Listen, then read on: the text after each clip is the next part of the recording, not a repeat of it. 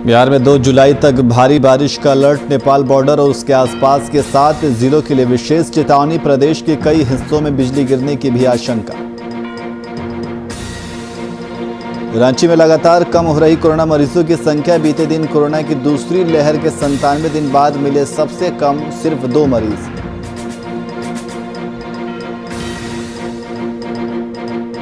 बिहार में कोरोना संक्रमण के नए मामलों में 4 दिनों बाद हुई बढ़ोतरी। बीते 24 घंटे में मिले 190 नए संक्रमित मरीज। बिहार में एक्टिव मरीजों की संख्या हुई 1831।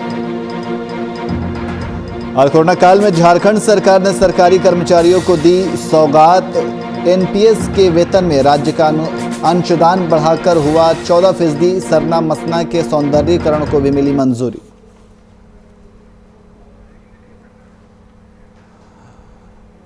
नमस्कार, मैं नियाज खान और आप देख रहे हैं वीआईपी न्यूज। खबरों में आगे बढ़ेंगे, लेकिन इससे पहले इस वक्त एक बड़ी खबर आ रही है। आपको बता दें कि इस वक्त एक बड़ी खबर पटना से, जहां बिहार में चिंता बढ़ा रहे हैं कोरोना के नए मामले। तो जिस तरीके से नए कोरोना के मामले आ रहे हैं, तो बिहार में चिंता बढ़ रही है। पटना में 24 घंटे में 38 नए संक्रमित मिले हैं।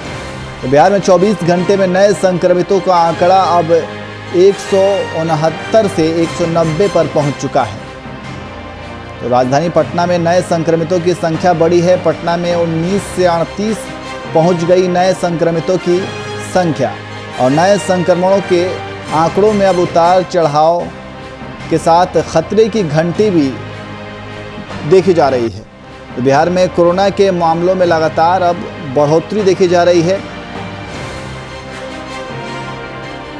और इसी खबर पर अधिक जानकारी के लिए हमारे संवाददाता कुमार गौतम हमारे साथ फोन लाइन पे मौजूद हैं। गौतम, अब कोरोना के मामले जो हैं लगातार चिंता बढ़ा रहे हैं बिहार में। देखिए नियाज, वाकई जहां प्रतिदिन ढलान हो रहा था, संक्रमण का दायरा कम हो रहा था, मगर अब कोरोना का जो रफ्तार है वो बढ़ना ये चिंता का सबब है कि कहीं फिर से बिहार में लॉकडाउन की स्थिति न बनाई जाए। क्योंकि थोड़ी सी लापरवाही का ये नतीजा है कि कोरोना संक्रमण बढ़ता ही जाएगा। इसलिए जहां कहीं भी ढिलाई दी गई है या लॉकडाउन से जिस क्षेत्र को बाहर रखा गया है, उसके बाद ये मुख्य वजह मानी जा सकती है। लेकिन अभी पुख्ता तौर पर नहीं कहा जा सकता कि आखिर संक्रमण की वृद्धि के पीछे वजह क्या है, क्योंकि लगातार टेस्टिंग हो रही है, टेस्टिंग की संख्या बढ़ाई जा रही है, वैक्सीनेशन सेंटर पर वैक्सीन भी लगाए जा रहे हैं। बिहार में कई ऐसे जिले हैं जहां पर करीब 100% कोरोना की वैक्सीन लगाई जा चुकी है। लेकिन फिर भी इस तरह से कोरोना के ग्राफ में तेजी आना ये चिंता का सबब है। लेकिन खुशी इस बात की भी है कि रिकवरी रेट में इजाफा हुआ है। रिकवरी रेट बहुत तेजी से बढ़ रहा है, इसलिए बहुत ज्यादा पैनिक होने की जरूरत नहीं है। लेकिन जिन लोगों ने अभी भी ये मान रखा है कि कोरोना कुछ भी नहीं है, उनको सचेत रहने की जरूरत है, क्योंकि अब संक्रमण उन्हीं से फैलने वाला है। जिन लोगों ने वैक्सीन ले ली है उनके संक्रमण का खतरा कम जाता है। जिन लोगों ने अभी भी समझा है कि नहीं, मास्क बेहद जरूरी है, सोशल डिस्टेंसिंग का पालन करना है, या इसके अलावा कोरोना की गाइडलाइन को मानना है, तो कहीं ना कहीं इसके अंदर अगर थोड़ी सी भी लापरवाही होगी तो कोरोना का ग्राफ बढ़ेगा। और इसी का ये एक उदाहरण है जिसको आधार माना जा सकता है। इसलिए न्याज बेहद चिंता की स्थिति है, चिंताजनक स्थिति है कि लगातार जो ढलान पर था कोरोना, आज अचानक से इजाफा होना, ये वाकई एक चिंता का सबब है। न्याज जी गौतम, बहुत बहुत शुक्रिया तमाम जानकारी के लिए। तो बिहार में कोरोना के नए मामले जो हैं वो कहीं ना कहीं चिंता बढ़ा रहे हैं। पटना में 24 घंटे में 38 नए संक्रमित पाए गए हैं। और बिहार में 24 घंटे में नए संक्रमितों का आंकड़ा अब 169 से 190 के बीच पहुंच चुका है।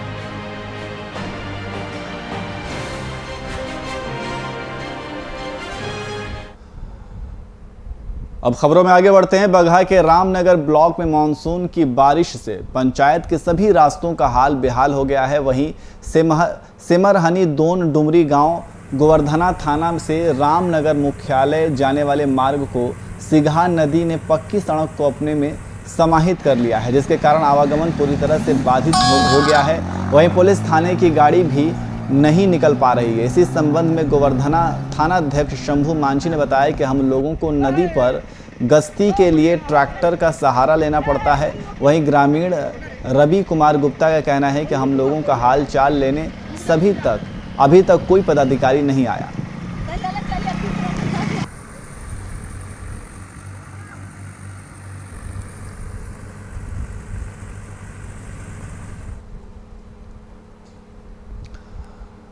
वहीं साल 2014 के लोकसभा चुनाव के दौरान हुए नक्सली हमले के आरोपी धर्मेंद्र कोड़ा ने सीआरपीएफ जिला बल और जमुई जिला बल ने संयुक्त कार्रवाई करते हुए गिरफ्तार कर लिया है। इस नक्सली हमले में 2 सीआरपीएफ 131 बटालियन के जवान शहीद भी हुए हैं।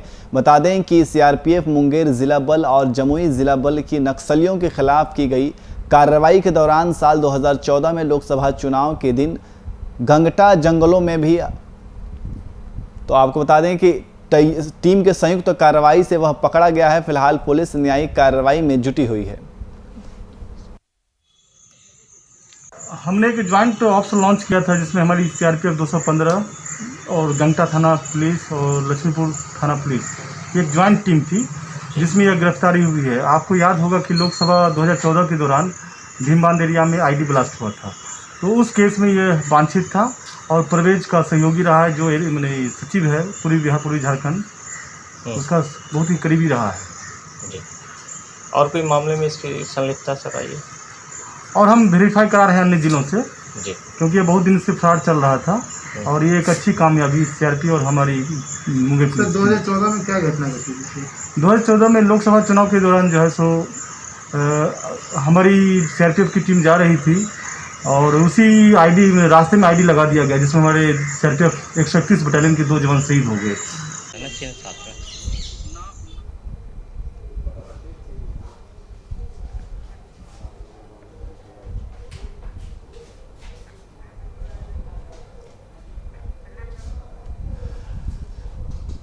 तो नक्सली हमले के आरोपियों को गिरफ्तार किया गया है। आपको बता दें कि सीआरपीएफ और पुलिस की संयुक्त कार्रवाई देखने को सामने मिली है। और इसी खबर पर अधिक जानकारी के लिए हमारे संवाददाता अतर खान हमारे साथ फोन लाइन पर मौजूद हैं। अतर, सीआरपीएफ और पुलिस की संयुक्त कार्रवाई देखने को मिली है, कार्रवाई में किन्हें गिरफ्तार किया गया है? देखिए, ये जो नक्सली हार्डकोर नक्सली है, इसमें मुंगेर जिला में कई कांडों ये वांछित रहा है। और मुंगेर लोकसभा 2014 में जब चुनाव का समय था तो एक षड्यंत्र के तहत लैंडमाइन बिछा करके 2 सीआरपीएफ के जवानों की हत्या करवा दी थी और उसमें ये मुख्य आरोपी था और नामजद था। पुलिस को कई सालों से 2014 से अब तक पुलिस इसको तलाश कर रही थी। कल एएसपी अभियान जो मुंगेर के नक्सल के इंचार्ज है वो और CRPF cobra, CRPF battalion Jamui, ये दोनों मिला के कॉम्बिंग ऑपरेशन किया गया जमुई और मुंगेर के जंगलों में। तो इनका सुराग मिला और ये सीआरपीएफ के हत्थे चढ़ने के बाद जब सीआरपीएफ ने से पूरा खंगाला तो पता चला कि ये जो फरारी अपराधी है 2014 का ये जो नक्सली वारदात हुआ था उसका ये मुख्य आरोपी है। तो सीआरपीएफ ने मामला को अपने पास दर्ज करके और जिला मुख्यालय जो जिला बल है खड़गपुर पुलिस में सुपुर्द कर देती है और खड़गपुर पुलिस को न्यायालय के लिए सर में भेज देती है मुंगेर कारा मंडल। जी अतर, किन धाराओं के तहत मुकदमा दर्ज किया गया है? तो इन पे तो फिलहाल जो नक्सल वारदात उन पे है, जो सीआरपीएफ की हत्या हुआ है उन पे है, और जो लैंडमाइन लगा है इन कई धाराओं पर इन पर मुकदमा किया गया। जी, बहुत बहुत शुक्रिया तमाम जानकारी के लिए।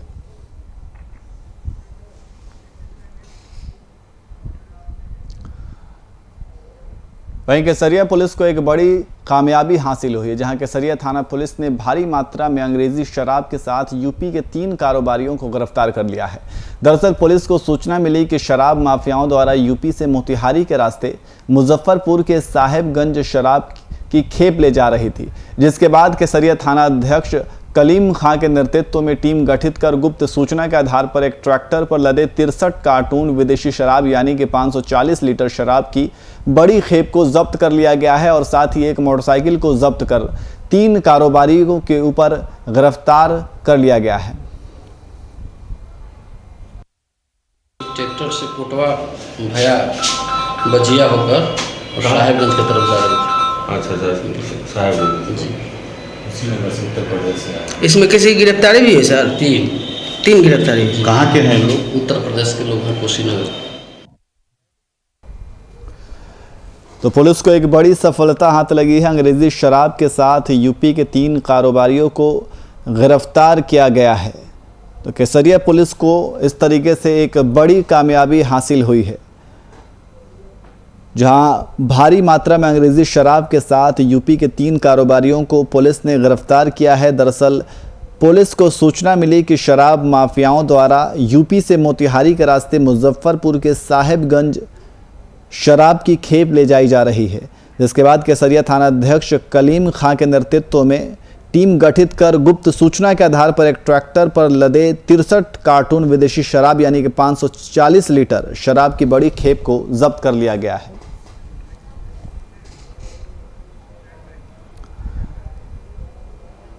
वहीं 5 राज्यों की पुलिस अब मिलकर नक्सल के खिलाफ अभियान चलाएंगे। झारखंड और उसके पड़ोसी राज्यों में पुलिस का समन्वय बेहतर हो, इसके लिए बीते दिन वर्चुअल मीटिंग की गई। इस मीटिंग में तय हुआ कि राज्यों के सीमावर्ती इलाकों के थाना प्रभारी और डीएसपी में बेहतर तालमेल के लिए समय समय पर बैठक होनी चाहिए।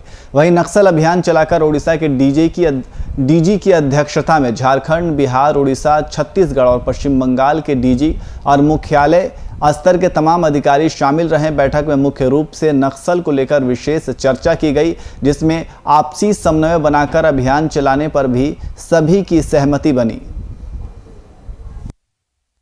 इस बैठक में काफ़ी विस्तृत रूप से चर्चा की गई और जो इस तरीके के जो गिरोह है जो काम कर रहे, खासकर झारखंड या हमारे जो सीमावर्ती राज्य है उनमें, उनके संबंध में सारी इन्फॉर्मेशन एक्सचेंज की गई है और एक कोऑर्डिनेटेड वे में संयुक्त रूप से इन गिरोहों के विरुद्ध भी एक कार्य योजना बनी है जो हम लोग उसमें कार्य कर रहे हैं। सर, ऑपरेशन मुस्कान बड़ा तेज चल रहा था, बीच में फिर सर रुक गया। यूपी में बहुत तेज़ी से वो अभी काम कर रहा है सर, तो फिर से उसको सर एक्टिव करना पड़ेगा सर। ये एक डेफिनेटली इशू है, बहुत बड़ा इशू है और इसमें काम भी हो रहा है और आगे और इस पे हम लोग और अच्छे से फोकस देके इस पे काम।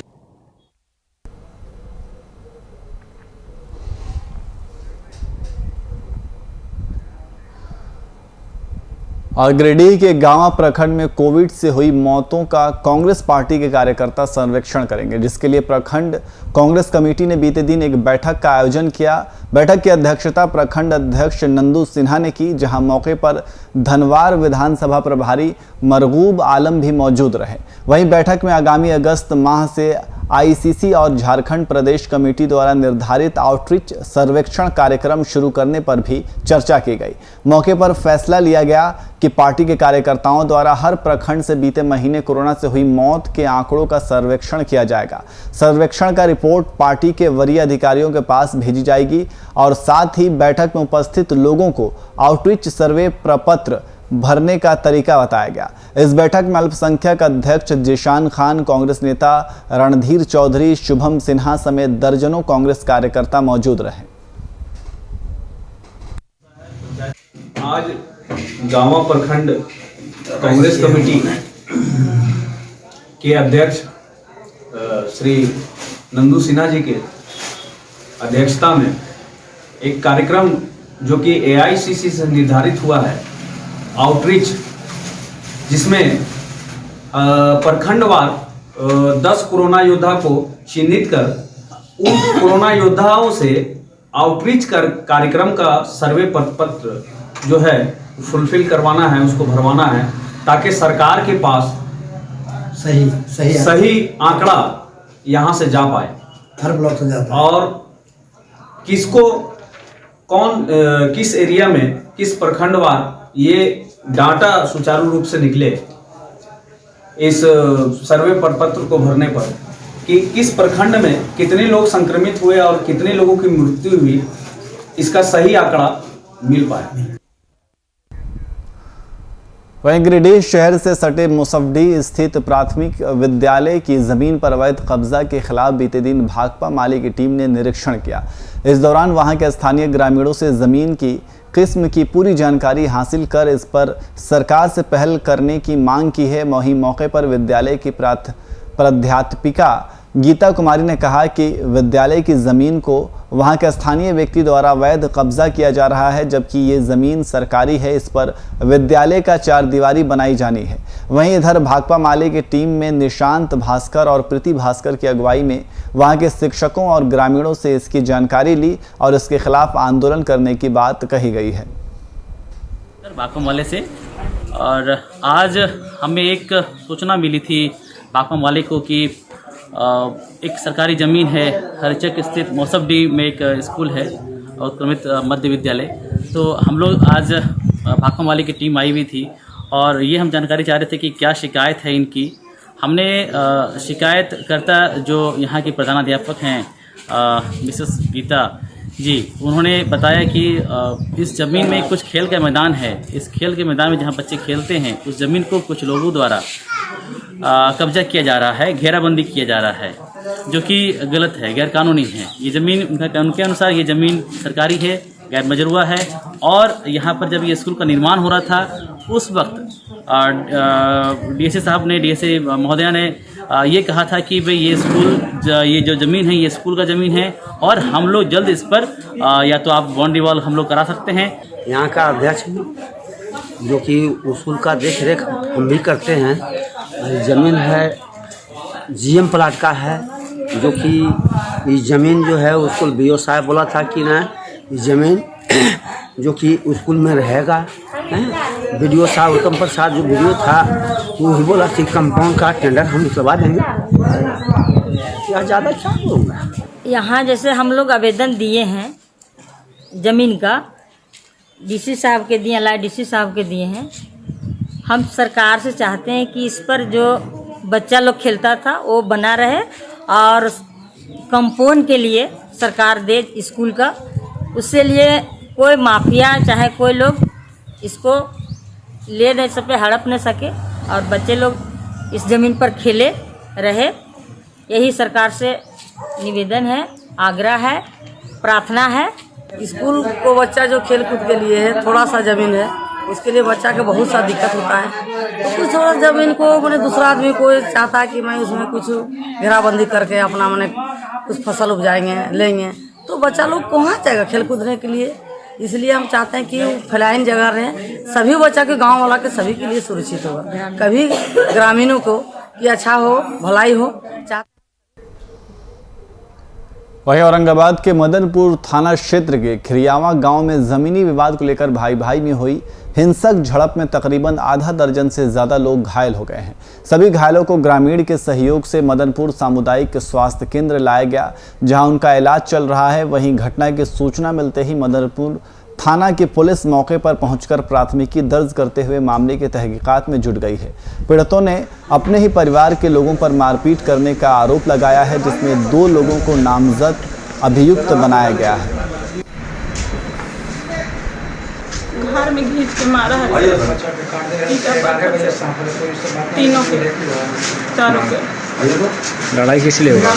लड़ाई हुआ इसलिए जमीन के बारे में हुआ है कि बोल रहा है कि तू टेक के दे, आधा हिस्सा लगा के तू टेक के दे। सर हम 2 महीना हुआ है शादी कर ले लड़की के, हमको पास रहेगा था ना हम उसको टेक के दे। हम बोले कि तुमको जमीन है तू अपना टेक लो, हमको उससे कोई मतलब ना है। कौन मारपीट किया? गोतनी की लड़का, गोतनी।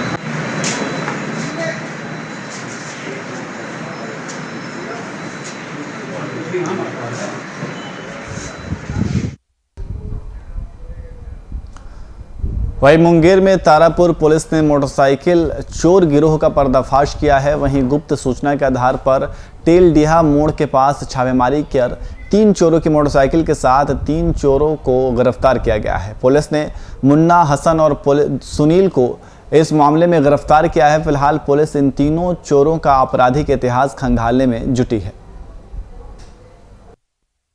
कल दिनांक 28/6/2021 को गुप्त सूचना मिली कि कुछ मोटरसाइकिल चोर मोटरसाइकिल के साथ तेलडीहा मोड़ के पास खड़े हैं।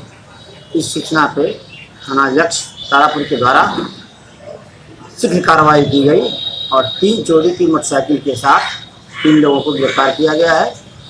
इसमें एक महिंद्रा की गाड़ी है, एक होंडा की गाड़ी है और एक हीरो होंडा की गाड़ी है। मुन्ना, हसन और सुनील, 3 लोगों को गिरफ्तार किया गया है।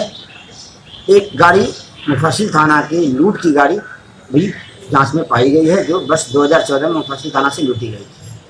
इन सबों के विरुद्ध प्राथमिकी दर्ज कर कार्रवाई की जा रही है।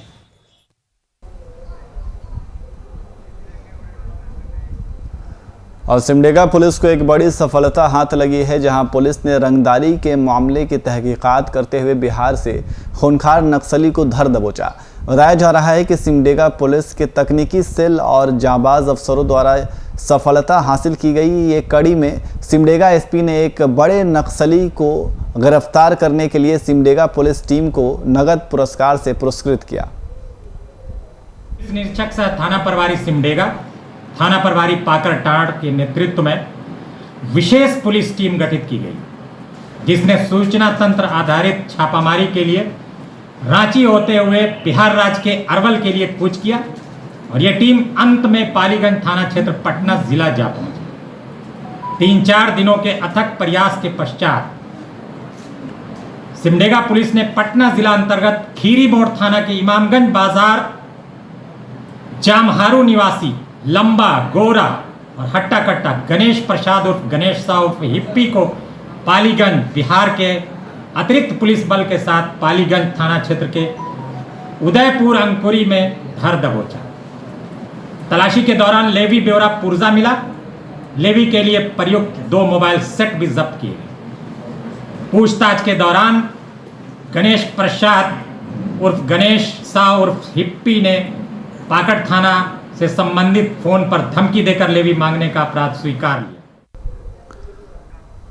और इसी खबर पर अधिक जानकारी के लिए हमारे संवाददाता रविकांत हमारे साथ फोन लाइन पे मौजूद हैं। रविकांत, सिमडेगा पुलिस को एक बड़ी सफलता हाथ लगी है, क्या है पूरा मामला? जी नियाज, मैं बताना चाहूंगा कि कल जो है सिमडेगा के एसपी डॉक्टर शम्स तबरेज ने कल प्रेस कॉन्फ्रेंस करके एक मामला का उद्भेदन किया, जिसमें कि एक अपराधी है जो कि बिहार से एक सिमडेगा जिले के पाकरटांड प्रखंड में एक व्यक्ति को फोन करके लेवी का मांग करता है और जो है वो लेवी ना मिलने पर उनकी हत्या कर देने की भी धमकी देता है। तो उस पर जो है सिमडेगा पुलिस ने तत्परता दिखाते हुए उनको ट्रेस करती है और उस अपराधी तक पहुंच जाती है और उसे पटना से गिरफ्तार कर लिया जाता है। वही पटना से कल गिरफ्तार करने के बाद जो है कल उसी को लेकर के सिमडेगा जो एसपी हैं उन्होंने प्रेस कॉन्फ्रेंस कर इसकी जानकारी भी दी, जो कि पूर्व में सिर्फ और सिर्फ एक साधारण व्यक्ति के तौर पर समझ में आ रहा था, लेकिन जब उसको गिरफ्तार किया गया और उसके बारे में जब छानबीन की गई तो पता चला कि वो एक खूंखार माओवादी से संबंधित उग्रवादी है, जिसके ऊपर जो पूर्व में भी कई थानों में उनके ऊपर मामला दर्ज है। जी बहुत बहुत शुक्रिया तमाम जानकारी के लिए।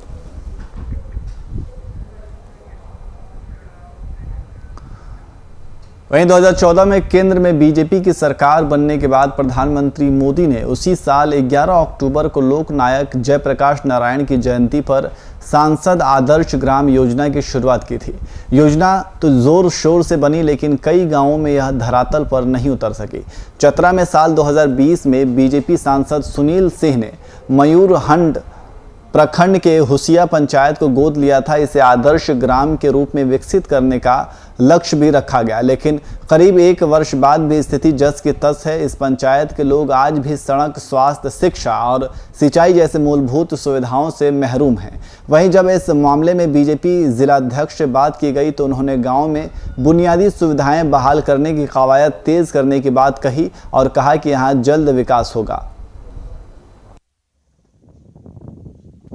आदरणीय सांसद सुनील कुमार सिंह जी मयूरहंड प्रखंड के हुसिया पंचायत को गोद लिए हैं और अपने आदरणीय सांसद सुनील सिंह जी कई बार उस पंचायत का भ्रमण किए हैं और वहां जाकर के आम नागरिक के जो मूलभूत आवश्यकता है उसकी पूर्ति के लिए वे संकल्पित हैं और प्रशासनिक अधिकारियों के साथ भी इस विषय पर उन्होंने कई दौर की बात की है।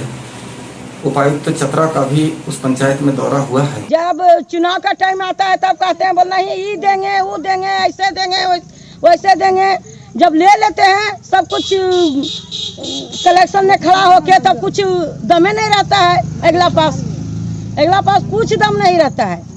क्या रहता है, खाली हाथ जोड़ के खड़ा हो जाते हैं, बोल नहीं ये दे देंगे तो वो दे देंगे। क्या चीज का व्यवस्था है? कोई चीज का व्यवस्था नहीं है, कुछ नहीं है। पानी का व्यवस्था भी नहीं है, अस्पताल नहीं है, बैंक नहीं है, कहाँ है? भी आए हैं, देखिए यही है किसी अपना गोद लिया हुआ क्षेत्र हुसिया पंचायत का। रोड का देखिए, सड़क निर्माण यही है। बड़े बड़े इलेक्शन के टाइम में बड़े बड़े बात बोल के गए, ये कर देंगे, पानी की व्यवस्था है, सड़क का व्यवस्था है, कुछ भी नहीं है। देखिए यहाँ जनता कैसे चल रहा है। हुसिया पंचायत के गोद लिए हुए हैं संसद जी हमारे, और अब तक रोड नहीं बनाए हैं, ना कुछ बनाया है, ना हम लोग को कुछ आने जाने का सुविधा है। कोई एक भी प्रतिनिधि भी नहीं आया अभी तक, कोई देखने तक भी नहीं आए हैं। देखिए सब आ रहा है, जा रहा है, गिर रहा है, बताइए हम लोग कैसे चलेंगे? ताल तो हुसिया पंचायत में है ही नहीं।